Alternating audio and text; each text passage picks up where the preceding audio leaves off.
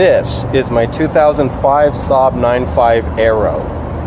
It's fully loaded, has every available option, and apparently it's actually really rare. It's got navigation, backup sensors, bi-xenon headlights, what else? Vented seats, heated front and back seats. Yeah, it's got pretty much everything. Harman Kardon sound system with 9 speakers, subwoofers, full touch screen. Gets great gas mileage, 2.3 liter high output turbo. And yeah, I'm going to show you around the car. There seems to be a lot of renewed interest in these things, probably because Saab's not around anymore and the cars are dirt cheap to buy now, so a lot more people are snatching them up and getting more curious. So if you want to know what it's all about, I will show you everything you would need to know. Now, starting with the rims that came on this car, just the way they've designed the blade to integrate right into the lip of the rim, even though they're 17-inch wheels, they look a lot larger than that. It's a really interesting design. I personally like it. I've had other 17-inch rims on it, and they makes it look like they're 15s or 16s, but these 17s, they look pretty big. The other thing too is the car's a lot lower. The Aero model is 10 millimeters lower than stock, and the stock actually is pretty low if this is only 10 millimeters lower. The front of the car, there's a lot of damage and stuff from the winter because any amount of snow gets picked up, it turns into a snow shovel. But it's kind of interesting that way. If you look, you can see on the curve in the front, Saabs are notorious for being aerodynamic. And if you look around this area here, I'll show you. Right along here, everything's completely rounded off. Yeah, so I mean, the aerodynamics of the car is probably why it's actually pretty impressive on fuel consumption. And to show you the actual how low the car is, we'll use this as a measure. Can't even get my thumb under there.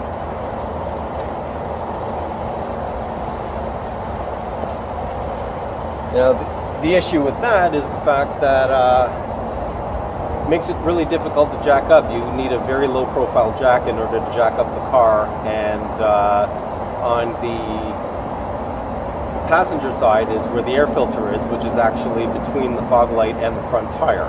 So to change the air filter, you have to jack up the car. However, it is a full cold air intake that comes stock from the factory, so there's no need to upgrade it. Now, moving on to the interior, you can see they're deeply bolstered sport seats, and they're perforated leather for the venting fans that are inside. Has side airbags, and actually has memory for 3 different drivers, which controls the mirrors and the seat position, which is really good.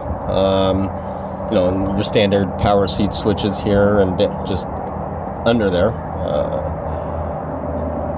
Move that a bit. There it is. So yeah, now typical Saab fashion, the actual I guess controls for the power windows and the key, as per usual Saab tradition. It's all in the center console there. Don't mind my camera and everything else that's in there. But yeah, it's a unique Saab design. They've been doing that for a long time. Eventually you do get used to it. Now whenever I get into other cars, the first thing I do, because your hand readily falls right down here. It's not the original reason Saab did this. They only did that because if your key is up here and you have a bunch of stuff hanging off your key and you end up in an accident, you know, it can hit your knee, so they just got this out of the way here. I can't really show you because it's daytime, but when you turn that switch off, there's lights on for the back seats, for the window switches. When you actually turn those switches off, it actually turns the light off on the switch as well, which is a pretty cool feature. And as I was saying, This does have a full touch screen with navigation. There you go. I'm not actually on a road, so it won't show anything.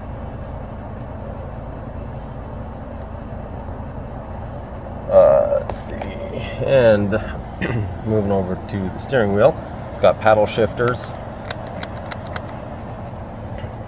It's up. Oh, sorry, up, down. Controls on the steering wheel here. The one thing I don't like is the position of the fog light switch. It's actually, can't even see. It's actually here. So when you're actually driving, you can't really see the fog light switch, so you don't really know if it's on or off. Now the rear fog light is just a simple button, and then it shows up in the dash there. Now when you turn the car off, it resets this, so it doesn't automatically turn on. The front fog light switch, it just lights up when it's actually on. However, it stays on, so if you don't remember, then the next time you start the car, the fog lights will be on again. And the vents are internal vents, so you don't actually see slats moving around, but you can basically manipulate these to any position possible that you want. And there are a fair amount. There's 2 here, 1 in the center, and 2 for the passenger. And as you can see, everything is designed for the driver. And then you've got your gauge cluster here, and yes, I have 284,723 kilometers on mine. Not worried about it though. Let's see, what else can I show you? Oh yeah, right. So here's the venting for the seats.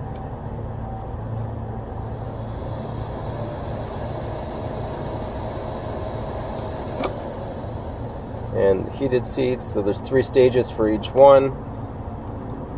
Again, once you turn them on, they'll stay on unless you turn them off. So every time you start and stop the car, they'll always be on. And the sport button here, which changes the transmission algorithm and the throttle position. Basically at about a quarter throttle, the car actually, this button will lie to the engine computer and say that you're asking for 50% throttle. So yeah, anyway, and then there's the typical SAAB night panel for better night visibility, and a lot of people think it just turns off the lights for the gauges. It doesn't. It actually shuts the gauges off and just leaves the speedometer. So now the reason why where the fuel, temperature, and turbo gauges are, that's because my fuel is a little low, so it will automatically turn that one on and not allow that one to be affected by the night panel mode. Let's see, if I shut the car off, let's see how much it still thinks I have. Yeah, it still shows that I've got low fuel. So yeah, I'm not going to be able to turn that off. But it's a pretty cool feature. And moving to the back seat here. Oh, actually, before we do that, over here it's got like an airplane map light thing. You can just position it wherever you want. It's pretty cool. And yeah, the fasten belts is up at the top. Auto dimming rear view mirror with a built-in compass. And then you've got your sunroof.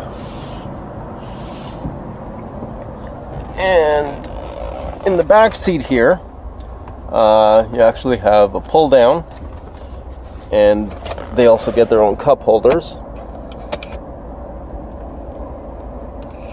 which is always convenient. Tiny little storage tray there. And let's see, there is actually a pass-through as well. This is Velcro, so this is Velcro, so this just pulls off, and then behind there you have your pass-through. Now the other thing too is the seats are 60-40 split folding, and the seat bottoms actually pull up as well, so that you can, when you flip the seat down, it's completely and utterly flat. And now the interesting thing is, this side of the seat. When you flip this up, you have a nice, wonderful surprise. You have a little flap here, and you can access gas tank pieces or parts. So you can actually access the inners of the fuel tank if you ever have to replace the sending unit that tells you your fuel level and stuff like that. That's all in there. And on the driver's door, just over here, you've got your trunk release, which I'm going to show you the trunk right now. Now, the trunk is pretty large. Let's see. Saabs are known for providing very large trunks. So, over down here, you've got your 6-disc CD changer. And if you need to replace any lights or anything, it's as easy as that. You just pull out whichever bulb you need and throw a new one in. It's as simple as that. And it's got a tie down here for cargo tie down. And then underneath here is your spare tire. And there's also a Saab tool kit on the underside of there. And there you go. Now you can see the pass-through. And this up here is not actually an amp. That's the OnStar system. Yes, even though it's a 2005, it did come with OnStar. It's pretty impressive if you ask me. And there's a lot of fuse boxes and stuff as well. And if you happen to trap someone in here you don't like, you can always, well, they can always try to get out. Then there's a handle. That's it. Now for the engine.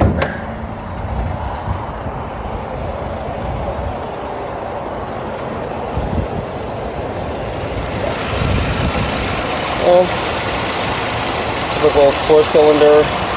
Now, what I was saying about the air intake, you can see down there, feeds directly into the fender and goes straight down. So, the only way to replace the filter is jack up the car. Anyway, that's a very brief look at the Saab 9.5 Aero, and that's pretty much it.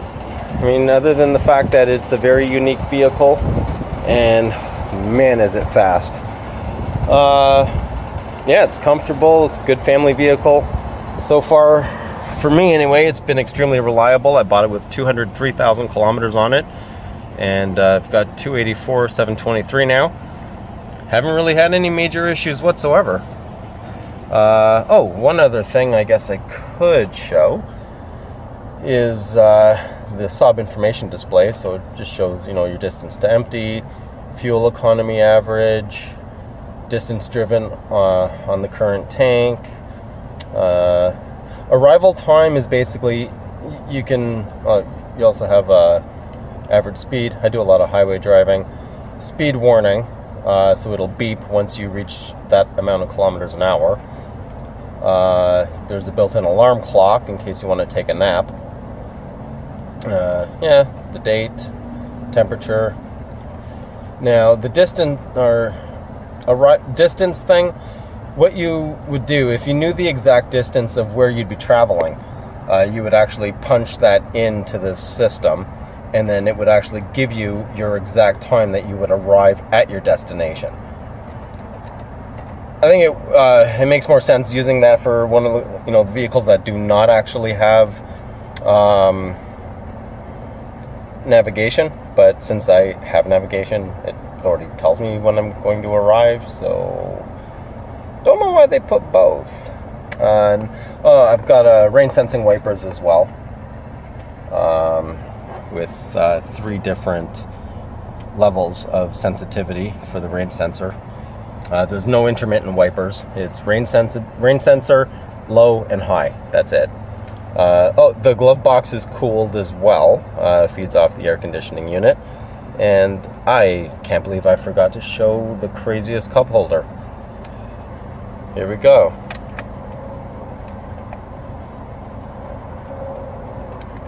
Many bucks were probably used in regards to designing that thing. And then the other cup holder is this. You just open up the console, and once you have a cup in there, you can't close it. Yeah, so that's great. And underneath here is actually more storage. So it's kind of weird. And there's mat pockets in the front seat, in the front of the front seat as well, and there's mat pockets in the back seats, the back of the front seats. Yeah. But that's pretty much it for this tour. You got your typical mirror lights. I believe there are lights on this side as well,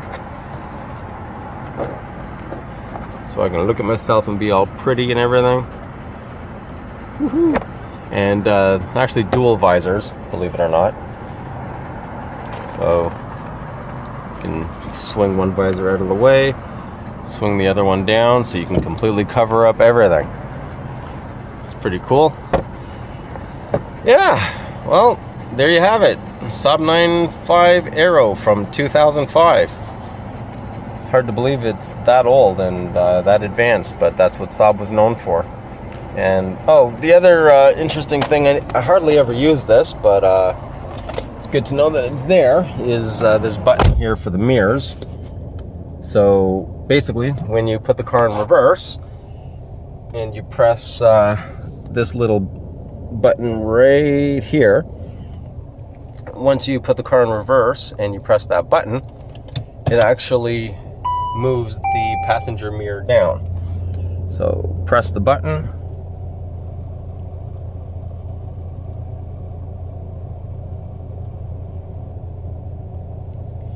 And once you put it in park, then the